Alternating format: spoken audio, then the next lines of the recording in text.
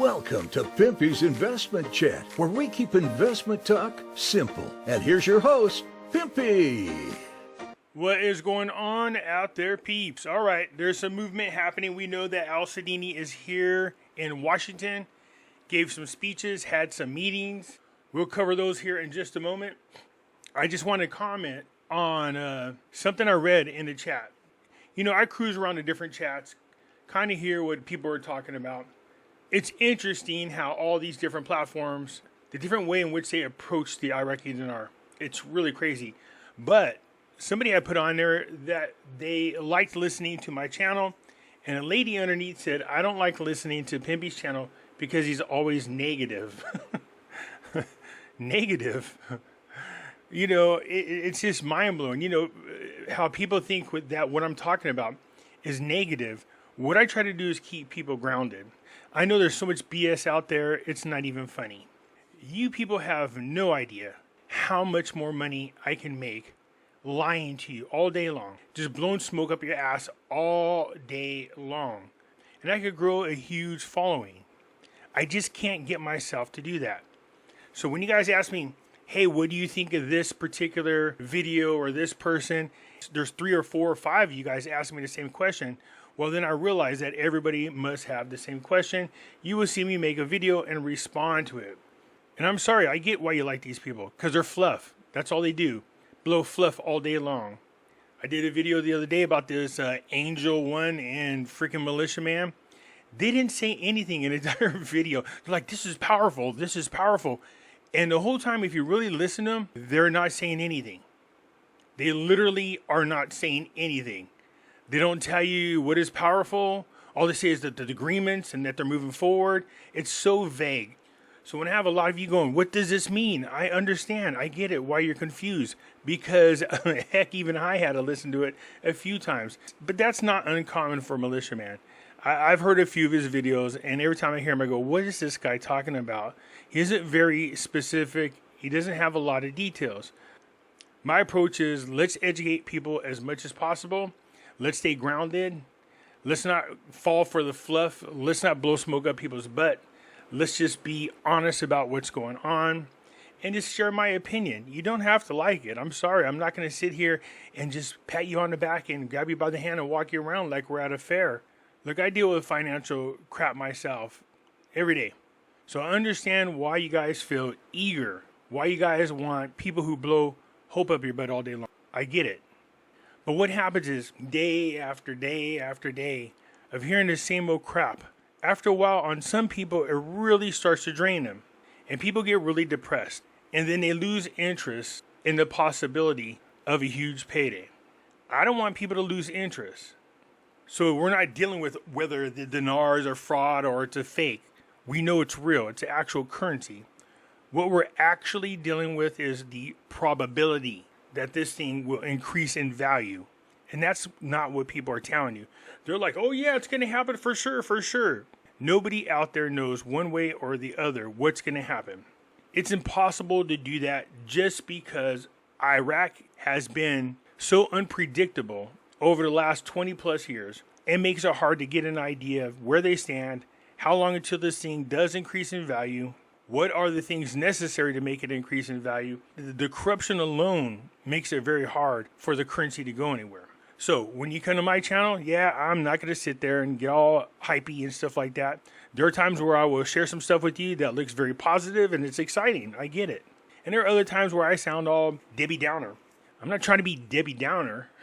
I'm trying to just say, hey, you guys, I know you guys are all excited because some idiot told you that, oh, we're moving forward. What is moving forward? Oh, the agreements have been inked and they're being executed. What agreements? How does this affect my dinar? You notice they never tell you what these things are in detail and how it affects the Iraqi dinar. They never, ever tell you that. So how you can get all excited about what they're telling you is beyond me, but that's, hey, more power to them. That's their barbecue if that's what they want to do.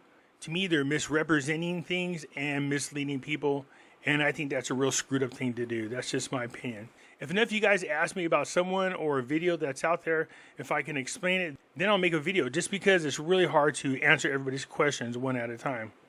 So anyways, I just wanted to put that out there. And this lady said that I was negative.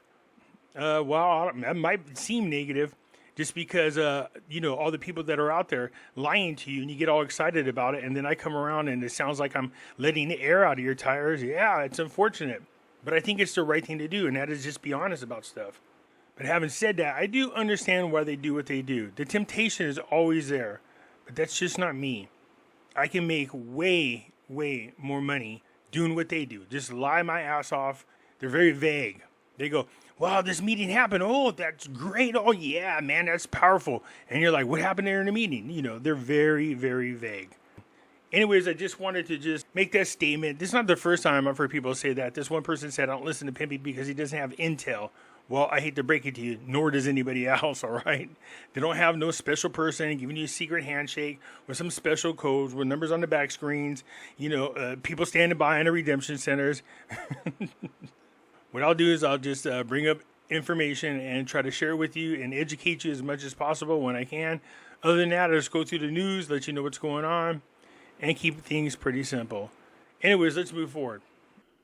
Before we get started, do me a favor and hit the thumbs up button. And if you're not a subscriber, please do so, because when you do, it helps out the channel, and I certainly do appreciate it. You can follow me over on other platforms. I do have my own group over on Facebook called Pimpy's Investment Chat. Over here, we do talk about gold, silver, cryptocurrencies, as well as foreign currency investments. So head on over here and join us. It's free to do so. In here, I do post updates. If I should get on suspension from YouTube or get removed from YouTube and you want to know what happened to me, I'll let you know right here in this group. I can be found on Twitter, MeWe, YouTube. And the cool thing about YouTube, if you come over here and you join and you find my channel, I got videos going back, I believe, a couple years. So if you want to see some older videos that I have on Nasera, Jacera, gold, silver, cryptos, come on over here and join. Look me up and check out my videos. You can also find me on Odyssey. Catch me on Rumble. When I say that the links for all these are down below in the description, some of you don't know what I'm talking about. It's real simple. Just go down to the bottom right here of any of my videos. See this? This is the description. Hit show more. And there are all the links to all the platforms I just spoke about.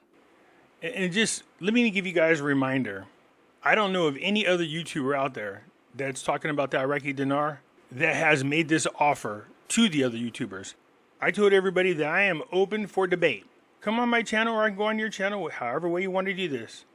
I'd even offered them $1,000 if they could come on my channel and prove what I'm saying is wrong. This has been going on for years. And for those of you who've been listening to my channel for a long time, you guys know this. Has anybody, and I mean anybody out there, ever taken me up on an offer? No. You want to know why? Because they know how roast their ass once they get on my channel. Look, I'm not going to be disrespectful. I can keep things cordial and we can have a conversation. But I would love for them to come on and explain to me why it is that I'm wrong and how it is that they're right, how they're moving forward, how they're tier 1, tier 2s, the redemption centers, the magical codes, all those things like that. Come on my show. Explain to me what it is you're talking about. If it makes sense, fine. I have no problem with saying I made a mistake, but they're never, ever, ever, and they never, ever have taken me up on this offer. That should tell you everything you need to know about those other people.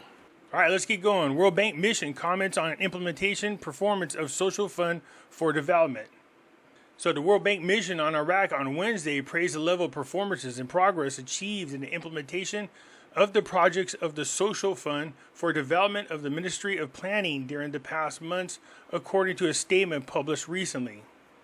It was pointed out that the fund had made good progress during this period, praising the level of performance of the fund manager, the project management office, and the project management teams over the past few months, stressing that the intensive efforts made by these teams contributed to accelerating the implementation of the projects and commitments, increasing to about $130 million.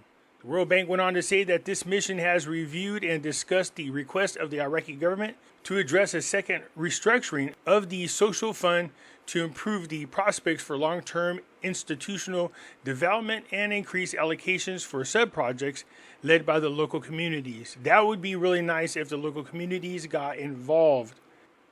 his aspiration to continue cooperation between the two sides, stressing the keenness and readiness of the World Bank to support the efforts of the Ministry of Planning for the success of the experience of the social fund development and achieving comprehensive social protection in Iraq. Al-Sadini, at the Sustainable Development Summit, we plan to achieve a gas zero flame target in 2023. People keep asking me, what is this zero flame? I'm not exactly sure where they're going with that, but interesting. So the Prime Minister, as you know, participated in the summit, and he went up and gave a speech. He wanted it to be affirmed that Iraqis' commitment to the action plan of the International Conference on Financing for Development, held in Addis Ababa, and its issued UN plan calling for the development of integrated national financing frameworks to complement national strategies for sustainable development, as well as Iraq's welcome to the summit's adoption of the political declaration, which confirms the urgent need for serious work to accelerate the implementation of development goals. So here's what was highlighted. Al-Sadini said they're committed to the change, that they welcome the adoption by the summit of political declaration, that their government is making efforts to achieve the SDGs, and we have made relative progress within this framework and its importance to work with all partners to promote progress in implementation. Achieving sustainable development goals, the implementation of 6 goals related to water is a priority in light of the severe drought in Iraq. So we know that building a dam is one of them, and yeah, I wish they would too. I wouldn't say their lack of water has anything to do with the drought as much as it is Turkey and Syria above them have a lot of dams, and they are not allowing the allotted amount or the agreed upon amount of water out until recently. Iraq has taken a number of national measures related to the 6th goal, including maintaining infrastructure, expanding the clean water network, using modern agricultural irrigation techniques, and maintaining irrigation channels. Iraq faces challenges in financing the sustainable development goals, some of which are due to the financial losses it suffered in its fight against ISIS, and that Iraq is prioritizing climate action funding, being the most vulnerable to the impacts of climate change. Look at this. 3 members of the U.S. Congress urged Biden to support the Kurdistan region, which is being suffocated. And of course, when it comes to oil, you can almost guess on which political party is behind this. And they're all Republicans, of course. Anytime you're dealing with oil, Republicans will get involved. So this report goes on to say that 3 members of the U.S. Congress urged Biden in a letter that there is a need for a new American approach to facilitate the reopening of a pipeline, the Kurdistan region in Turkey, pointing out that the regional government is being exposed to economic strangulation, political and legal pressure, and a military threat from Iran and its support elements in Baghdad. Yeah, of course, Iran is going to threaten Kurdistan. Remember, a lot of their politicians over in Baghdad are backed by Iran. They use the sales of oil to figure out a way to send dollars over to Iran. So if Kurdistan is doing their own thing, that's less money for Iran. That's easy to figure out. Say the pipeline contributes to about 0.5% of the global oil supplies and has been closed since March, costing the Kurdistan regional government about $4 billion in lost exports. So Turkey stopped the flows in northern Iraq oil export route this year after an arbitration ruling issued that International Chamber of Commerce ordered Ankara to pay compensation to Baghdad for unauthorized exports by the Kurdish government between 2014 and 2018. I'd be like, screw that, man, seriously. With global oil supplies being restricted by OPEC and prices rising, the United States will also benefit from the resumption of oil flows from the oil sector in northern Iraq. Of course, we have gas now approaching $6 a gallon in California. $6. And right now, I think oil per barrel is above $95. I knew this was coming. I knew this was going to happen. I knew once Joe Biden used all of our oil reserves to try to hold prices down, and then he pissed off everybody in Saudi Arabia, Russia, and everywhere else, all of them members of OPEC, that this was going to happen. It was easy to predict. But on the plus side, the fact that oil per barrel is above $95, this helps Iraq as long as they stay above the projected amount they put into the budget. Anyways, Iraq is just rocking and rolling. They're moving forward and looking good. Let's hope that they continue to do what they need to do for the Iraqi people. Anyways, that's it for now. I look forward to hearing from you and looking forward to your comments. And I will catch you later. I'm out.